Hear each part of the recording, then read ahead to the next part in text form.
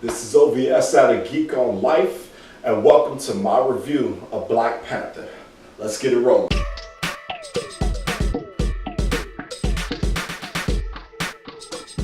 So, what can I say? I mean, this movie is,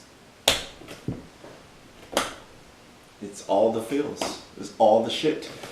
So this is OVS at a Geek on Life. I'm going to try to keep this review spoiler free as much as humanly possible. I know a lot of people haven't seen it. It's sold out this weekend. I know there's going to be people going this week and next weekend, blah, blah, blah. But I'm going to try to keep this review as spoiler free as humanly possible. And I'll try to give you a warning when I'm going to spoil something and when you probably need to fast forward a little bit through. But I'm super excited to talk about this movie. It's been a long time coming. As a kid and a reader of the comics, I never thought this day would come. I never thought that, in all honesty, someone would want to take up the mantle of actually doing a Black Panther movie. I mean, shit. Let's just jump right into it. So let's start off with the story. The story centers around, obviously, T'Challa's returning back from Civil War. T'Chaka's died. All the business at the UN with Bucky and all the rest of the Avengers. He's coming back and have to deal with the very real situation of life now as the new king. He's young and he feels a little lost without his father. The story goes on in a very I would say a very non-Marvel way. People often talk about the formula for Marvel and all these different things. And I always felt like while Marvel did have a formula, they were consistent about how they did things and stuff like that. Black Panther doesn't feel like a Marvel movie. Even though I think to some degree the formula stuff is kind of BS. But to that point, Black Panther feels like its own thing. It really feels like it's taking on the life of its own. It's not really doing an origin story the way that we saw Captain America, Thor, any of these other things, or Ant-Man, or even Guardians of the Galaxy that broke a lot of that mold. We're not seeing that, very, very structured story of here's this thing and here's that thing. It's not that simple. What we got in this story is not just a superhero movie. We got a complex villain, and we got filmmaking. It struck a chord with me like Winter Soldier did. We got filmmaking that crossed a few genres here. Where Winter Soldier crossed over that genre, that kind of spy thriller movie. This is more culturally relevant. Political. All those different words that you can use to describe Black Panther. So continue with the story. T'Challa's back. There's going to be a few things he has to go through to kind of, I'm avoiding spoilers, I promise you. There's going to be a few things that he has to go through to kind of prove that he's ready to be king. I think the cast, even right at the movie's beginning, right at the story start, the opening scene, people cheered. Like, I almost stood up and cheered. Because that opening scene already told you what you were getting into. That cast already gave you something that you felt like, okay, I know what I'm in for. The story goes on to introduce Eric Killmonger. So Eric Killmonger is a very, very complex character. We'll get into that the villain section of the review, but I love his story. Michael B. Jordan fucking killed it. I don't have anything else to say about that. In all honesty, and this is not because I'm black. All the people that like to scream SJW, it's not because I'm black. Okay, I honestly think that Michael B. Jordan deserves some kind of nomination. Up there with a lot of the rest of the cast, Chadwick Boseman, Danae Guerrero. Like, I can't say enough things about Danae. Like, fucking one of the breakout stars of this movie. So as the story goes along, introduce Eric Killmonger. We also get reintroduced to Ulysses Klaue, which you may remember him from Avengers Age of Ultron, who stole some vibranium from Wakanda. Wakanda is a very interesting place because where the story takes place, Wakanda is the most advanced country in the world. And most of you know from reading the comics and from hearing about the story all the way up until Black Panther. I'm not spoiling anything for you by telling you that Wakanda has vibranium and vibranium. They've used vibranium in that technology, and they have basically been very isolationist at this point. They don't talk to outsiders. They don't engage in, any disputes around the world. They don't. They have no chill with being by themselves. Like they have no chill. They're cool with being by themselves. So we start off by saying a very advanced culture, a very advanced city, highly rooted in African traditions and different things like that. A very proud culture of people. So with the introduction of Eric Killmonger, we start to see like his story weaved into how he fits into the narrative, which I thought was absolutely amazing. Everything is kind of brought full circle. We get Ross again in his interactions with T'Challa, which is amazing. There's one scene that I will give away. And in Asia, spoiler, just I'm telling you now. I don't want to hear any BS about it and tell you. So spoilers.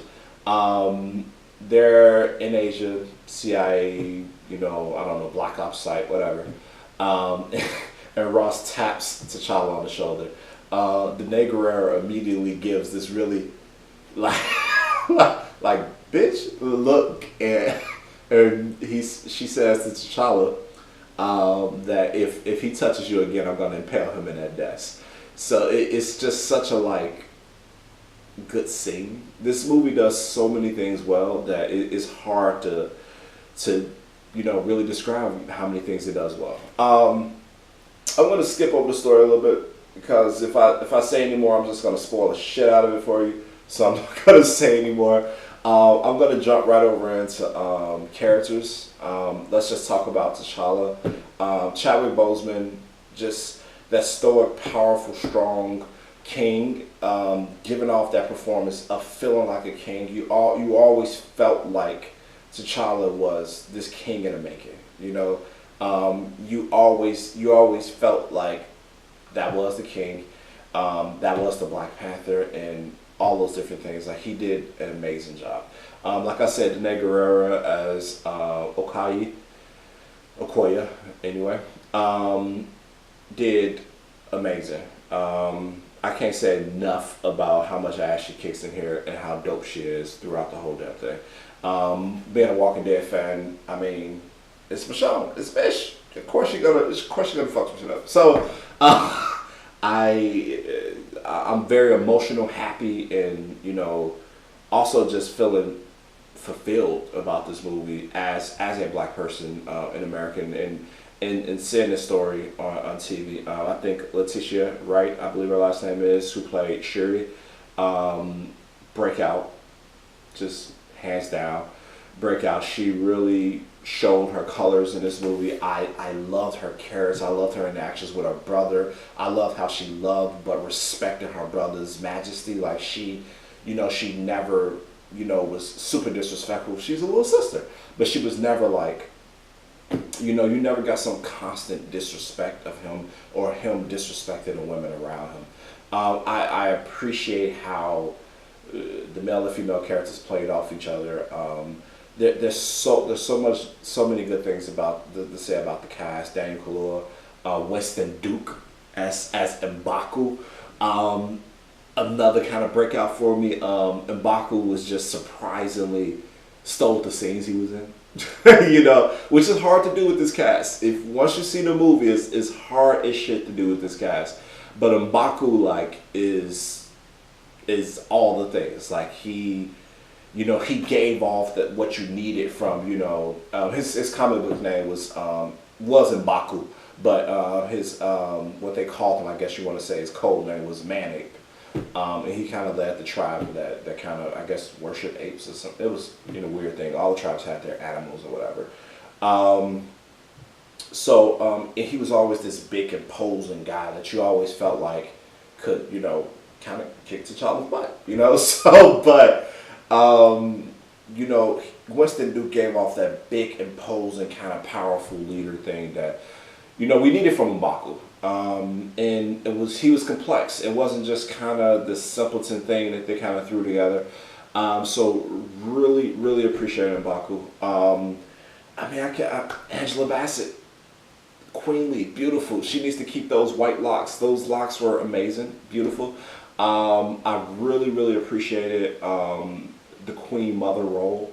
I will say one of my, I guess I want to say a little bad thing about the movie is that I would have wanted more of her, just a little bit more. I think that Ryan Coogler did an amazing job of actually like juggling all these people together to, you know, let them shine at different moments. It's that same way we felt about Winter Soldier, same way we felt about Civil War, that the Russo brothers were able to juggle so many characters and allowed them to shine at their own very moment, at very specific moments rather, and you never felt like shit, you know, like, well, this guy's just over here, he hasn't said nothing but a line.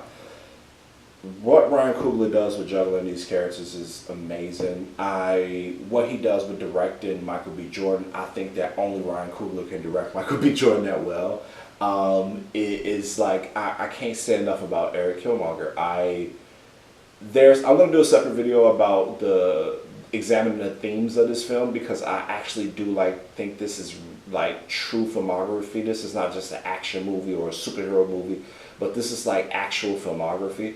I'm going to do a separate video to talk about that, examining some of the themes of it, how it roots back to black culture and our experiences around the world, but also the commonality that other people can find in the movie.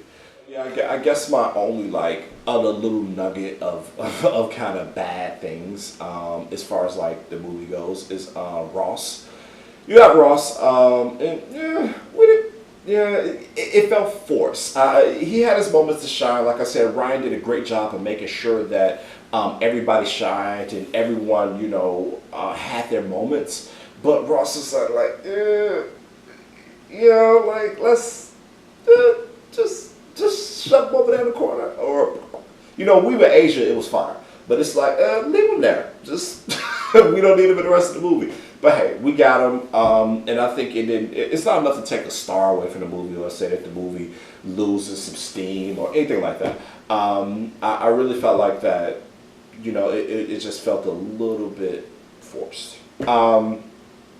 With that being said, who am I missing? I feel like I'm missing everybody. Daniel Kaluuya, his subplot, I mean, fuck, dude, like, Ryan didn't miss a beat.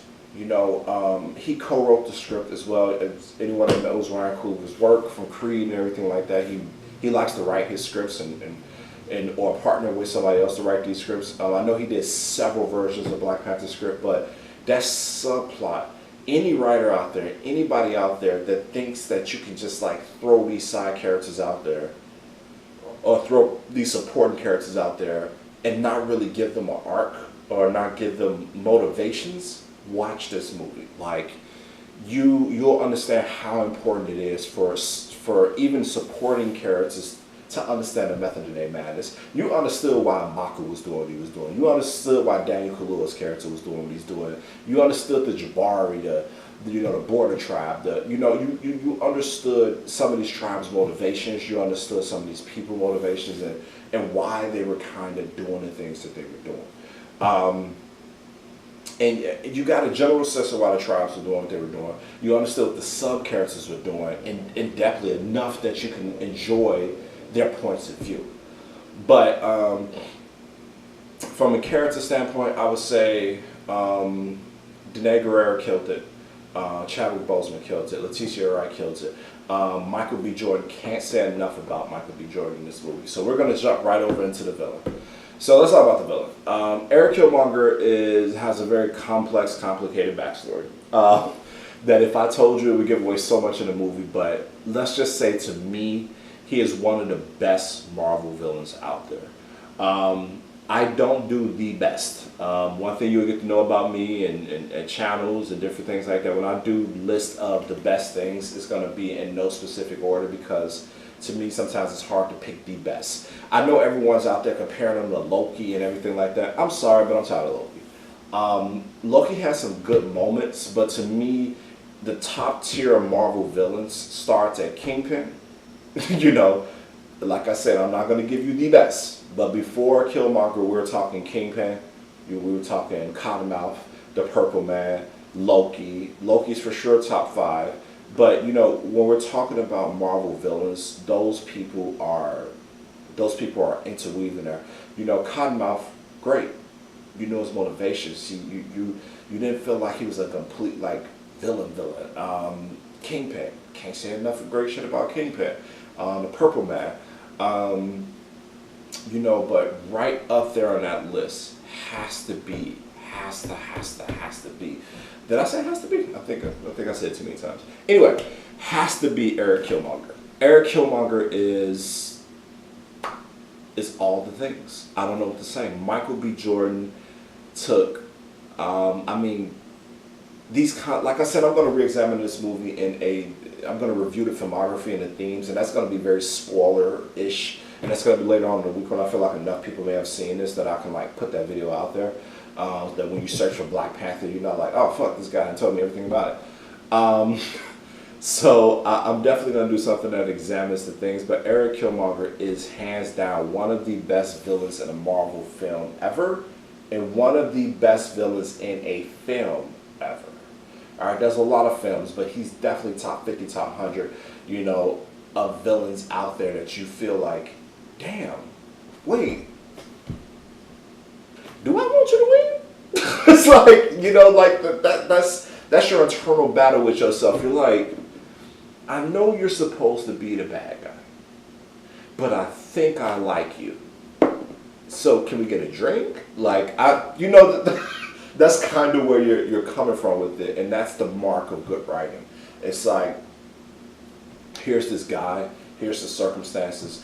I'm a person that believes there's very few people in the world that are pure, unadulterated evil.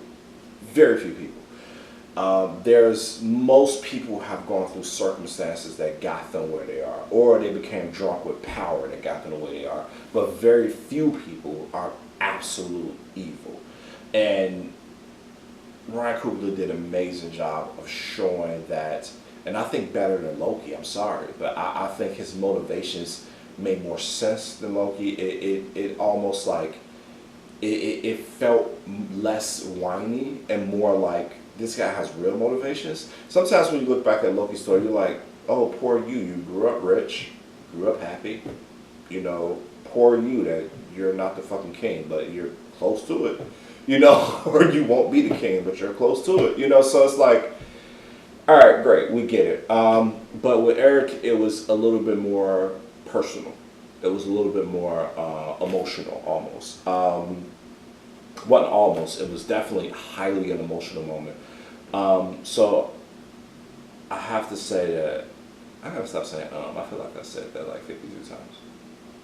Anyway, I have to say that I did it again. The cast is just phenomenal. The villain, phenomenal. I can't think of anything else to really talk about with the film. I think the fight scenes were good. I do think overall that the pacing was really, really good.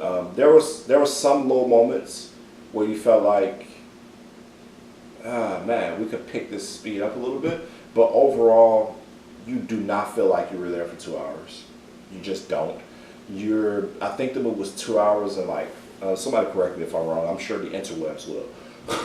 But I think you're there for like 2 hours and 10 minutes, I want to say. So with that in mind, and as you're watching the movie, even with these small little lows in the pacing, you're never like, oh my God, I'm about to fall asleep, or I'm really bored. Because they're giving you a background that it's obviously going to turn into, Black Panther is, if judging by Marvel's past, is going to be a trilogy, I'm sure. So, you need to know a little bit more about the world, not just for, Ryan Coogler wasn't looking for the next movie.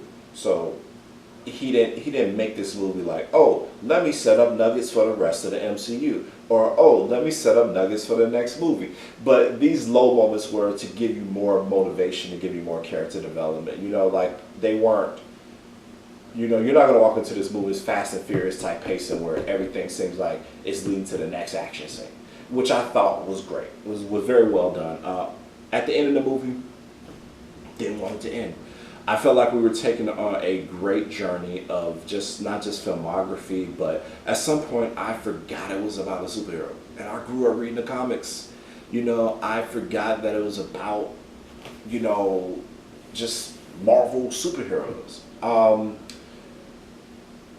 Before I end this view, I have to give a shout out to like everyone who worked on that film. I think that everyone did a great job. I can't say enough good things about Ryan. I can't say enough of good things about his co-writer, whose name I cannot remember right now. It's on the tip of my tongue. And you know, Michael B. Jordan, Chadwick Boseman, Danae Guerrero, Daniel Kaluuya, Winston Duke, Letitia Wright, all these people, you know, Angela Bassett, all these people that came into their, oh my God, I forgot, Zuri. Zuri was amazing. Before I give you my score on this movie overall, Zuri was amazing. Given that father-like wisdom and doing all these in very short scenes and very powerful conversations, giving you that wisdom of the ancestors, you know, like your father, your grandfather, your grandmother, whoever. You know, it transcends who it is, grandmother, grandfather. You transcend sex and gender, but he was given that kind of role in the movie, and Zuri was great. Zuri was great. So, all right. So for me, Black Panther gets a 5 out of 5. Despite the little flaws here and there, I thought Ross was unnecessary. There was a few pacing issues here and there, very small pacing issues, not a big deal. You never will feel like that you're there for 2 hours, and you always are going to want this movie to continue. I know there's a lot being said about this is a black movie and all this. You know, all these people on YouTube with all their negativity and that screaming SJW. If you guys don't know by now, I hate those type of people who have nothing logical and smart to say, so they're just gonna scream SJW and all this other nonsense because they don't like what's being represented in the movie. I don't care about those people. All you regular people out there, whether it be white, black, Hispanic, whatever, you can find commonality in this story. You can find something that you can relate to in this story. I don't think you have to be black to see it, just because it tells the story of the journey of black people from Africa to these other places in the world, and it talks about that journey as a whole. It's almost a good way for you to get a glimpse into our culture in America, our culture in the Caribbean, our culture, like our culture in South America. Black people all around the world, their subculture or main culture in these countries, you'll get a glimpse into how they have to relate to the rest of the world. And I think that's super utterly important for nowadays. I mean, this is one of the biggest moments in human history with slavery and different things like that. If you can't wake up to the history and see it with your own eyes and understand what has happened, I don't know what to tell you. Yes, at the end of the day, this is a superhero movie, and you can enjoy it just for that. If you're a Marvel fan, you can enjoy it just for that. If you're looking for a great villain, you can enjoy it just for that. If you're looking for great action scenes, you can enjoy it just for that. You don't have to. Ryan Coogler gave I'm not going to rehash what he said or anything like that, but I do want to say that you don't have to look at this movie as a black movie. Everything that black people are the main characters in, it's not a black movie. I'm so proud of everyone. I mean, I almost shed a tear, like a grown man shedding a tear in the movie. I just like, I don't know. Again, it doesn't matter who you are, what you're into. If you're a Marvel fan, you're a superhero fan, whatever, you'll enjoy this film. Go out and see it. Go out and love it. Don't forget, subscribe, press that subscribe button down below. Send me any comments, anything like that for improvement. I'm just getting this channel started. Like I said before, I'm still figuring out social media strategies and everything like that. There's going to be more to come, more entertainment stuff, more just life stuff. It is a Geek on Life. It's going to be about things I think about, what I've learned. So those things are coming very soon. I'm definitely getting my strategy down for filming and how often I'm going to do it and what people want to see. You'll start seeing the brand trickled out through a few things. I do support Twitter. Instagram is coming soon. There's going to be a lot of things coming on the channel within this year. 2018 is going to be a good year, but this is like version 1 of the Geek on Life, and I hope you guys stick around for it. Again, click that subscribe button down below. I hope to see you in the future. This is OBS at a Geek on Life. Have a great day.